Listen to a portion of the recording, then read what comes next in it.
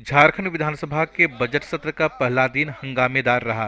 प्रतिपक्ष नेता की कुर्सी के लिए सत्ता पक्ष और विपक्ष के बीच दिन भर विधानसभा में तीखी नोक-झोंक देखी गई।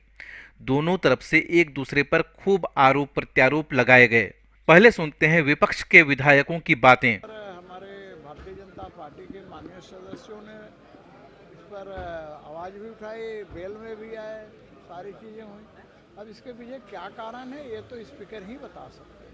वहीं सत्ता पक्ष के विधायकों ने इसका सारा ठिकरा विपक्ष पर फोड़ा और कहा कि विपक्ष के पास न कोई मुद्दा है और न कोई नेता।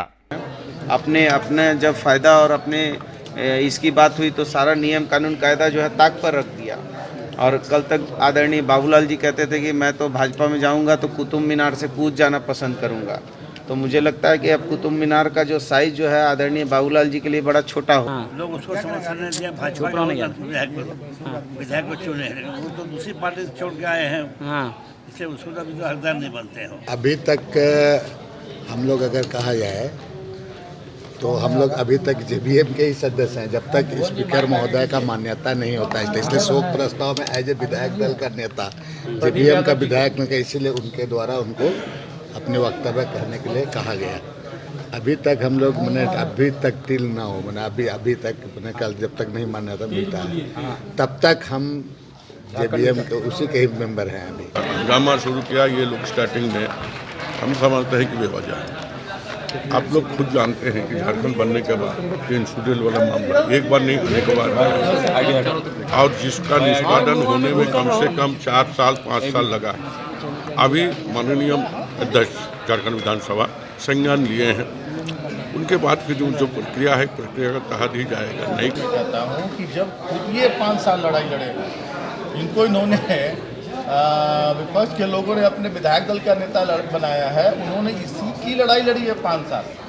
उनको तो कम से कम समझना चाहिए कि आप इनके विधायक छीन के ले गए थे या लूट के ले गए थे और समान सेम बात है, इसमें भी कहीं से कोई अंतर नहीं।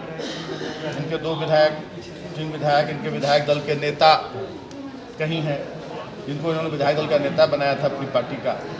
इस मामले पर मुख्यमंत्री हेमंत सोरेन ने क्या कहा यह भी सुन लीजिए। ये लोग पहले से ही मुद्दा बना करके आए हैं और इनको पता है कि इनके पास बोलने के लिए, इनके पास राज्य के लोगों को बताने के लिए इनके पास कुछ नहीं है।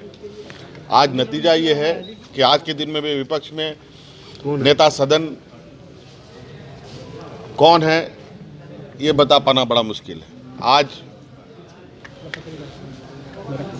विशुद्ध रूप से भारतीय जनता पार्टी आज राजनीतिक दिवालियापन में है। आखिर में चलते चलते बाबूलाल मरांडी की बात भी सुन लीजिए।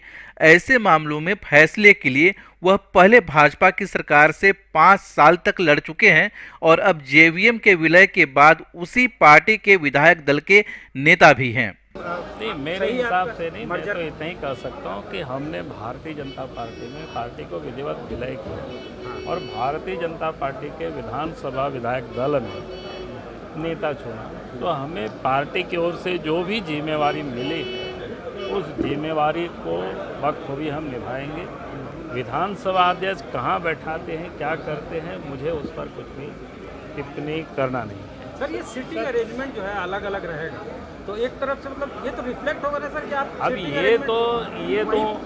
ये आप लोग विधानसभा अध्यक्ष से पूछें, वो उसका उत्तर सही बता पाएंगे। सर, ये जो मतलब सत्ता पक्ष के विधायक ये कह रहे हैं और सत्ता पक्ष के नेता ये कह रहे हैं कि जब 2 विधायक कांग्रेस में शामिल हो तो वो संविधान का हवाला दे रहे हैं कि ऐसे में नहीं, मैं तो ये कह रहा हूँ ना, अगर उनको लगता है 10th शेड्यूल का संविधान का गड़बड़ी है तो हम तो बीजेपी ज्वाइन किए हैं ना, दल के साथ शामिल हुए तो सदस्यता समाप्त करें, क्या दिक्कत है। अगर उनको लगता है, हम तो बीजेपी हमने विधिवत कोई छुप के हम नहीं कर रहे हैं। और प्रभात तारा मैदान में बड़ा शोर था, सबने वहाँ 17 तारीख को और पार्टी की जो बैठक करके बाज़ाब्ता जो प्रस्ताव पारित करके हमने इलेक्शन कमीशन को भी भेज दिया।